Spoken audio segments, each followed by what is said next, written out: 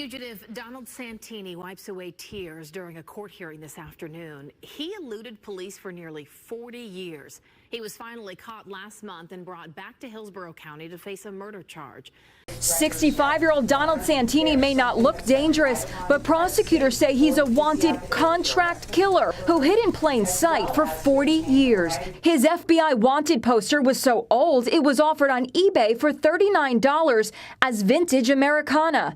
Santini is accused of strangling Cynthia Wood, a 33-year-old mom from Tampa in 1984. You will pay for what you've done to our lives and so many lives. And I hope you get the death sentence. The family tells me this is a case that has haunted them for decades. The man accused of killing that woman's stepmother went before a Hillsborough County judge earlier today. Imagine living decades of your life under your birth name, then finding out that name is actually fake and your dad is a fugitive. That is the reality for one woman who recently discovered her now arrested father was wanted for a 1984 murder. It sucks because I've been living a lie.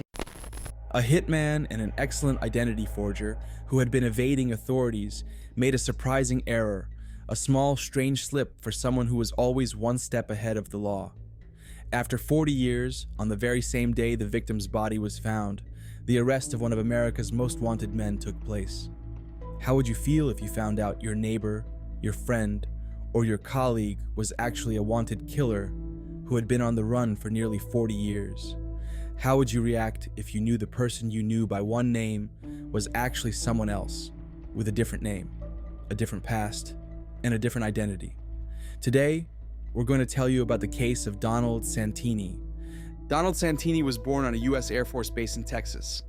He was the son of military parents, and later as an adult, he decided to follow the same path and joined the Army. While stationed in Germany in 1978, he was convicted of rape.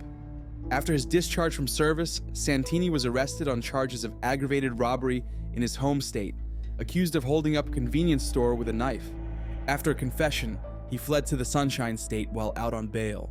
He left behind his wife Marla and a daughter in Texas, who recounts that he told her he was leaving her and their daughter because of demons, and that it wasn't personal.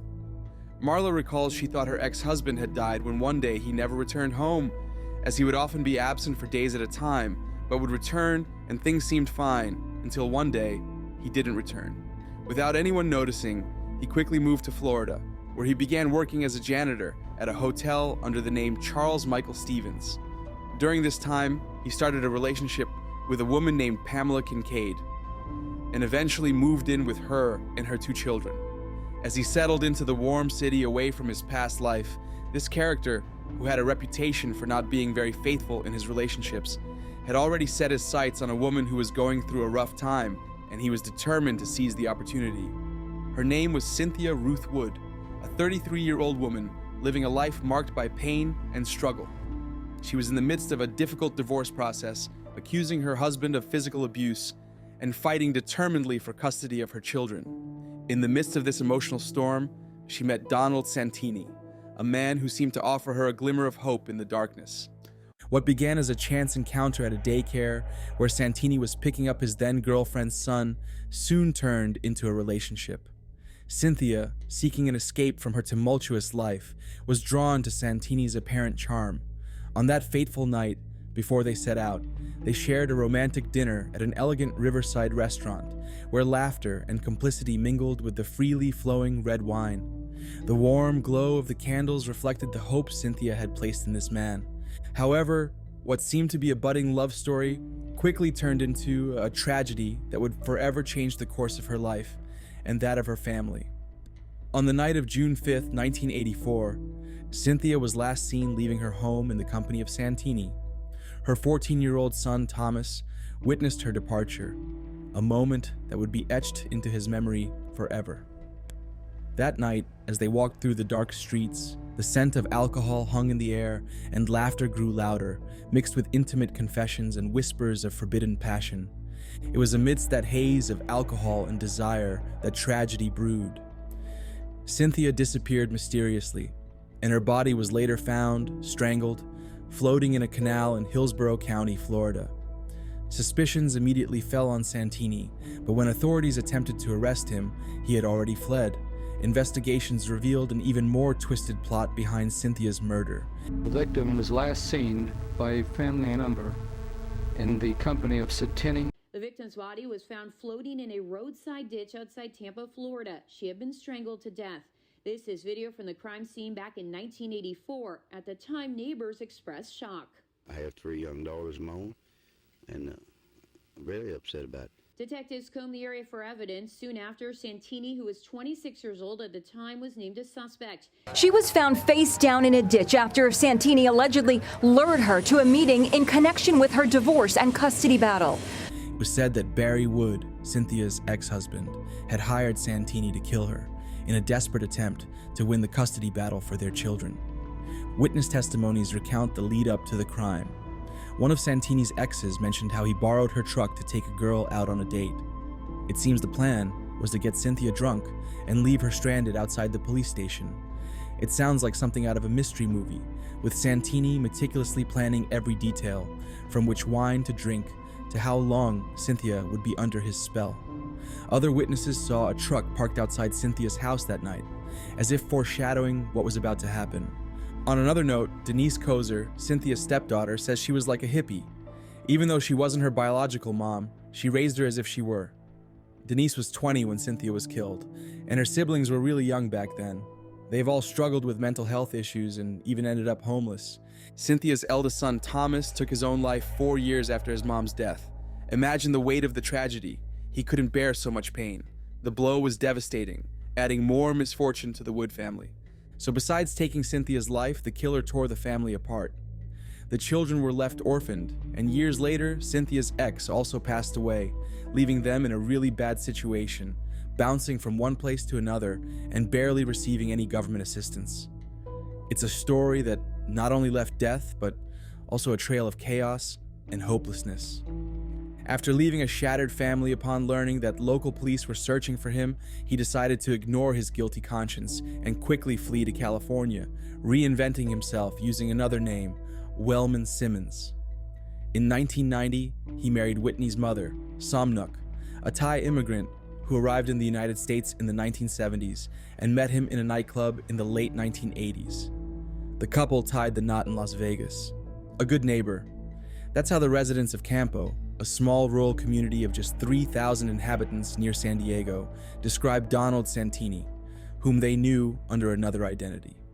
There, he worked for a water board, ran an antique store, worked as an apartment manager, and at one point had a Thai restaurant in La Mesa with his wife, who had no idea about her husband's past. They lived in a rural house, surrounded by barbed wire and security cameras, but she would never suspect who this man really was. The reality was that in this small community, they lived a beautiful life where Santini never let them go without. His daughter describes that they truly lived a luxurious life. But what they didn't know was that this life came at a price.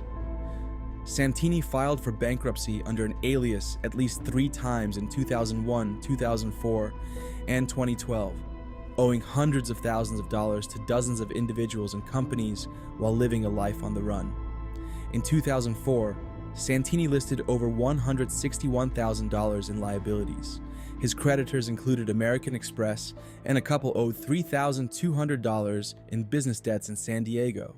Another $5,000 was owed to a woman in El Cajon, while the San Diego Union Tribune was owed over $10,000 in business debt. These are just a few examples. With each business venture Santini initiated came a string of debts. One man was owed $24,000 in La Mesa for giving Santini a personal loan, according to bankruptcy documents filed under a penalty of perjury. Santini also worked as an apartment manager, and in that capacity, a tenant he hired for building maintenance sued him for over $91,000. The construction worker alleged in a 2013 lawsuit. The worker moved into an apartment in Lakeside, California in 2010 and claimed he was supposed to be paid $25 an hour for his work. But the employee alleged that Santini pocketed his checks, which he had endorsed with the promise that he would send them to pay the rent. Santini not only failed to pay or return the excess of the claimant's monthly wages after supposedly deducting the monthly rent, But Santini also did not pay the claimant's monthly rent, the lawsuit alleges. The tenant was eventually evicted for non-payment of rent by the company for which Santini worked as property manager, according to court documents. After seeing all those debts he owed, the question arises, how did he manage to avoid being discovered all these years? He always stayed one step ahead of the law. He also avoided using any digital or electronic devices that could track or expose him. He was careful not to draw attention to himself or arouse suspicion from anyone. Anyone who knew or interacted with him blended into their surroundings and pretended to be a normal citizen. Although his daughter noticed some strange behaviors in him over the last 12 months, especially with the advancement of the current world, where everyone wants to post photos of family outings, birthdays, and dinners.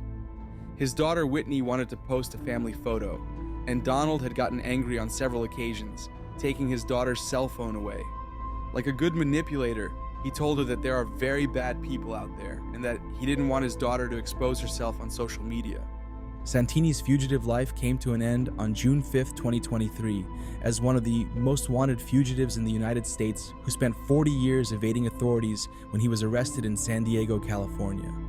The capture occurred after he attempted to apply for a passport, leading authorities to take his fingerprints and identify him as the killer of Cynthia Wood. The cooperation between the Florida Caribbean Regional Fugitive Task Force and the U.S. Marshals was crucial to his capture. This is big news, and it has caught everybody off guard. This is the house where U.S. Marshals arrested Donald Santini, or who neighbors say is known as Wells. Now, one thing that stood out to me when we got here was all of the cameras that are on this house in this rural community. In November 2023, Santini pleaded guilty to second-degree murder to avoid a first-degree murder charge. He was sentenced to 50 years in prison, followed by 15 years of probation. This sentence marked the end of a nearly 4-decade quest for justice. Cynthia Wood's family finally obtained closure, although the pain of loss and years of waiting cannot be undone. Currently, 65-year-old Donald Santini is serving his sentence in a Florida prison. His story serves as a reminder of how justice, though delayed, can ultimately be achieved. Santini lived a life of deceit and manipulation, but in the end, his crimes caught up with him. His case also highlights the importance of persistence in law enforcement and cooperation between different agencies to apprehend longtime fugitives. Santini's daughter, Whitney Simmons, has publicly defended her father, claiming his innocence and suggesting that his step-siblings framed him. In an interview, Whitney said she believes her father is being misled by his other angry children and that the justice system is deceiving him, leaving the world assuming he's guilty. Whitney said she believes her older siblings, whom Santini fathered through various relationships, had set a trap for her father. Santini wrote several letters while in prison to prove his innocence and show the world that he was a victim of his past life. One of those letters began by saying, "The reason I've been able to endure for so long without surrendering to justice is because I wanted to live a loving and respectful life. Things are not as they seem. I need a lawyer who won't try to force me through the system to keep me silent. The problem is, I don't have money." He continued writing in the letter that he suffered abuse as a child and mistreated animals in his youth.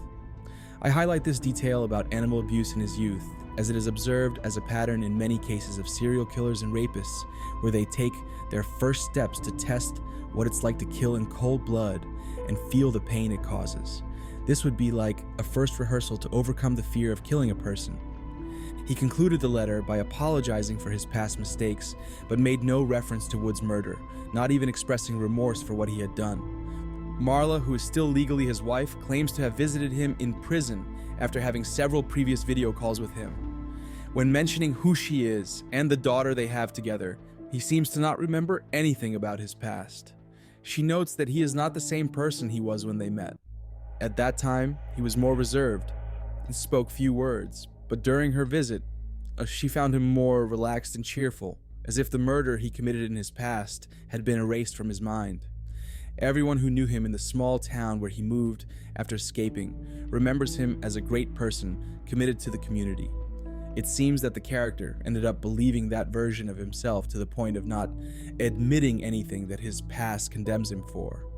Before concluding this video, we wanted to mention that despite waiting almost 40 years with curiosity surrounding the case, The killer was discovered on the same day he decided to end the life of a woman who had children waiting for her at home to play with and a stepdaughter who needed her motherly advice. Finally, it can be said that justice came for those children. Nothing can change the reality, but justice was served.